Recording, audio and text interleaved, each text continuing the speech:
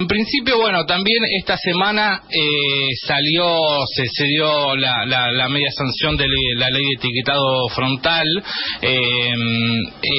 Vos hiciste lo que se llama hoy varios tuits, un hilo de tuit, ahí está, no me salía, muy interesante sobre los mitos de esta ley en el mundo, ¿no? En lugares, los mitos que acá en Argentina se ponían como miedos, los que estaban en contra, pero bueno, que una ley que ya está en algunas partes del mundo y que no sucedió esos miedos, justamente. ¿Podés decirnos algunos porque son muy interesantes? Sí, bueno, el primero es que esto es una idea exótica argentina, ¿no? Como si fuera una ocurrencia nuestra, cuando es una experiencia que se está llevando adelante en muchos países, y muchas de ellas de forma muy exitosa. El caso más paradigmático que se comentó en la discusión fue el de Chile. Y la evidencia muestra que en esos países donde se implementó esta política de etiquetado frontal no hubo ningún impacto negativo en la economía, ni en puestos de trabajo. Y por el contrario, lo que sí se observó es que hubo un cambio positivo en el consumo hacia el consumo de productos más saludables. El segundo mito justamente es ¿no? La idea de que esto atenta contra la libertad de empresa o contra la actividad económica. La realidad es que esto no prohíbe ningún producto, no es una regulación prohibitiva, sino que lo que hace es brindarle a los consumidores información, porque en la Argentina, igual que en todo el mundo, hay una tendencia a buscar alimentos más saludables. La gente quiere consumir de forma más saludable, y el problema es que muchas veces lo que el mercado ofrece como productos que aparentemente son saludables, en realidad no lo son, y uno no sabe lo que está comiendo, ¿no? Entonces uno se compra una barrita de cereal pensando que está comiendo algo que es saludable y en realidad no necesariamente lo es. Entonces lo que hace el etiquetado simplemente es dar información para que cada uno de nosotros como consumidor pueda elegir, digamos, sabiendo, y entonces de alguna manera hacer que la gente que quiere comer más saludable lo pueda hacer con toda la información. Y aquellos que quieren seguir consumiendo productos que no son del todo saludables, simplemente saber lo que están consumiendo. Y bueno, la verdad es que digamos es una cuestión fundamentalmente, vos viste que está muy en los argumentos que se escucharon en la Cámara de Diputados cuando discutimos esto esta semana, el martes. Se plantea como una política de Estado de regulación excesiva, como una intromisión del Estado en el mercado, cuando en realidad lo que viene ocurriendo con este tema es exactamente lo contrario. Lo que viene ocurriendo es que la falta de regulación de Estado no permite justamente que el mercado funcione correctamente, porque en lugar de ofrecerle lo que la gente está demandando, que es consumo más saludable, lo estás engañando con productos que no lo son. Entonces, justamente esta regulación lo que hace es mejorar el funcionamiento justamente del mercado, que además en el caso de los alimentos en Argentina todos sabemos que es un mercado muy concentrado. Entonces así como tenemos un problema con los precios, tenemos un problema también con la calidad, ¿no? Y bueno, es una ley que va a mejorar la calidad de producción de alimentos a través de mayor información. Por suerte se sancionó positivamente, a pesar de la oposición, fundamentalmente del PRO, ¿no?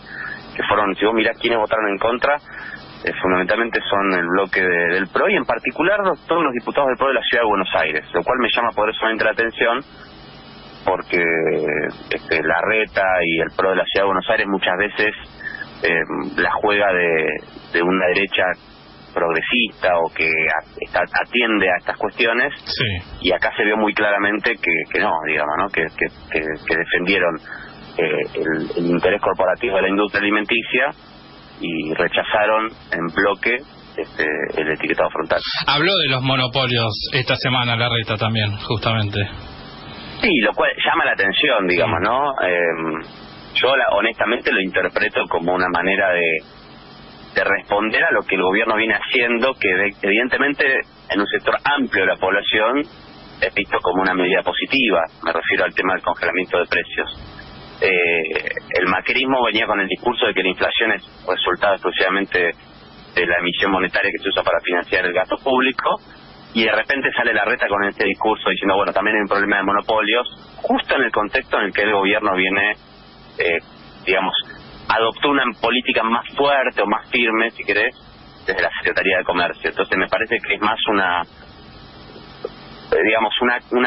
forma de acomodarse al escenario que una convicción, porque si realmente la red creyera que en la Argentina el problema son los monopolios, bueno, no se entendería ni las políticas que lleva adelante en la Ciudad de Buenos Aires, ni las políticas que llevan adelante a nivel nacional, ni las propuestas que hacen en su espacio político, ¿no? Entonces lo veo como una declaración sumamente oportunista. Y está ahí hablando del macrismo y lo que el macrismo hizo en la Argentina en este momento. Esta semana estuvo muy presente el tema de la deuda, hubo una manifestación importante en la puerta del Congreso. Alberto Fernández en este momento está en Europa, en Roma, tratando de ver hacia dónde se puede llevar el tema de la deuda. ¿Cuál es tu opinión del tema? Estamos muy complicados. La deuda con el Fondo Monetario Internacional es probablemente la peor herencia que nos dejó Macri, y no es una herencia a este gobierno. Eso es una cuestión que es muy importante aclararlo siempre. Una deuda por 45.000 millones de dólares con el fondo, que terminó siendo por 45.000 millones de dólares por siendo Alberto Fernández, porque iba a ser de 57, no es una deuda que afecta a un gobierno, afecta a generaciones. ¿Cuánto tiempo le va a llegar a la Argentina pagar esa deuda? Es difícil de calcular, y es un condicionante para toda la política económica que tenemos que hacer. Cuando la Argentina se endeuda con un organismo como el fondo, pierde autonomía, pierde grados de libertad. Entonces estamos complicados porque tenemos esa situación que tenemos que resolver y que lamentablemente nos condiciona muchísimo, y tenemos un Fondo Monetario Internacional que obviamente no es fácil llegar a un acuerdo, porque la matriz con la cual el Fondo Monetario Internacional rige la lógica de cómo se vincula con los países del mundo es la de siempre, digamos, ¿no? Las recetas son las mismas de siempre. Entonces, por supuesto, no es fácil llegar a un acuerdo. Yo creo que el gobierno trata de llegar a un acuerdo porque efectivamente es lo que le conviene a la Argentina, tratar de resolver el problema, pero obviamente sin aceptar condicionamientos que nos impidan hacer la política económica que necesitamos, que es una política que permita recuperar la economía argentina, permita mejorar los salarios, permita reactivar. Y bueno, estamos en esa trampa en la cual nos dejó el macrismo, que lamentablemente no se puede resolver tan fácil como se resolvió en el caso de la deuda con los acreedores privados, ¿no? Porque con los acreedores privados, y esta es una diferencia importante, los acreedores privados es un problema de plata. Es gente que quiere cobrar. Entonces vos discutís, bueno, ¿cuánto te voy a pagar? ¿En qué plazo? ¿A qué tasa de interés? El Fondo Monetario Internacional no es plata solamente, porque el Fondo Monetario Internacional son los países, y no cualquier país, son los principales países de las potencias económicas del mundo, y en particular con un peso trascendental de Estados Unidos. Entonces no se discute solamente plata. Y bueno, estamos en ese problema que nos dejó Macri, que tenemos que ver cómo se resuelve, y a mí lo que más me preocupa es cómo evitamos que esto vuelva a pasar, porque aún si lo logramos resolver, aún Alberto Fernández logra hacer un buen acuerdo, nosotros tenemos que... Yo pensé a mitad del año 2001, ahora se van a cumplir 20 años del 2001.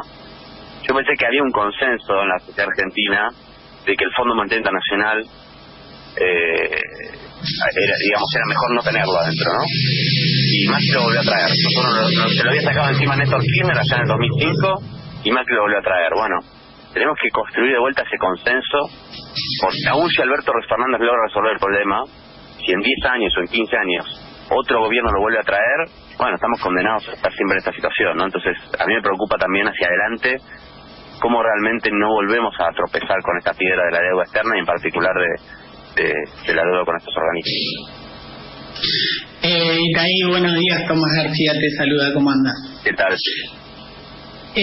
¿Cómo te imaginas las discusiones con el FMI? Porque es difícil, digamos, de justificar el nivel del crédito que se le otorgó a la Argentina, ¿no? Esos 57.000 millones, finalmente llegaron 45, pero digo, no estuvo ni cerca de ninguno de los préstamos que ha dado el FMI en su historia, y en una economía como la Argentina en ese momento, que la verdad que no daba para pensar que se iba a poder devolver.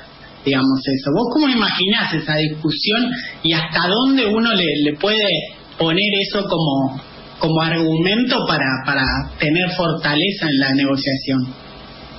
Mira, efectivamente, como vos decís, es de hecho la deuda más grande de la historia del Fondo Monetario Internacional.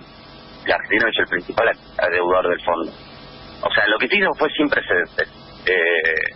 El propio Fondo Monetario Internacional está revisando la situación porque fue absolutamente irregular el préstamo que se le da a la Argentina, que solamente se explica por una razón de tipo geopolítico, digamos, ¿no? Porque desde el punto de vista financiero. Ahora, esos son argumentos, y de hecho la Argentina viene planteando desde un primer momento que acá hay una corresponsabilidad. Digamos, es como si vos vas a pedir plata a un banco, un crédito al banco, y el banco te presta $5 millones, y bueno, evidentemente hay una responsabilidad del banco también, ¿no? En otorgarte ese préstamo, sabiendo que difícilmente vos lo puedas pagar, digamos. Bueno, acá lo mismo, si el fondo, digamos, sabe que la Argentina no puede devolver esa magnitud de dinero, mucho menos en el plazo que estaba previsto, ¿no? Entonces hay una corresponsabilidad. La pregunta es si el fondo se va a hacer cargo de esa responsabilidad. Bueno, el gobierno argentino viene planteando una cosa concreta: sáquennos los sobrecargos, las sobretasas. ¿Qué son las sobrecargos de las tasas de interés? Que cuando el Fondo Monetario le presta a un país un monto que supera la cuota que ese país tiene de participación en el fondo, en vez de pagar la tasa de interés normal, paga una sobretasa, ¿no? Bueno, si la Argentina tiene una deuda que supera ampliamente la cuota que la Argentina tiene en el fondo, es porque el fondo le dio un préstamo de manera absolutamente irregular. Entonces, que se haga cargo del fondo de ese problema y nos saque los sobrecargos. Bueno, eso lo viene planteando el gobierno argentino. Esa sería una manera en que, por ejemplo, el fondo se haga cargo parcialmente de su situación. Yo no sé, obviamente, los detalles de lo que se está hablando, porque son conversaciones que obviamente tienen pocas personas y que son absolutamente privadas. Pero el otro día el ministro de Economía, Martín Guzmán, en una charla que dio en el CCK, no sé si la vieron, organizada por la revista Crisis, lo planteó de manera muy dura, ¿no? Cuando dijo, bueno, en vez de presionar al gobierno, por decir, hablando de la oposición, presionemos al FMI. Díganle al FMI, che, saquen de la Argentina los sobrecargos, pues no es una demanda del gobierno, es una demanda de la Argentina toda, digamos, de todo el sistema político debería estar de acuerdo y acompañar el pedido de la Argentina de quitar los sobrecargos.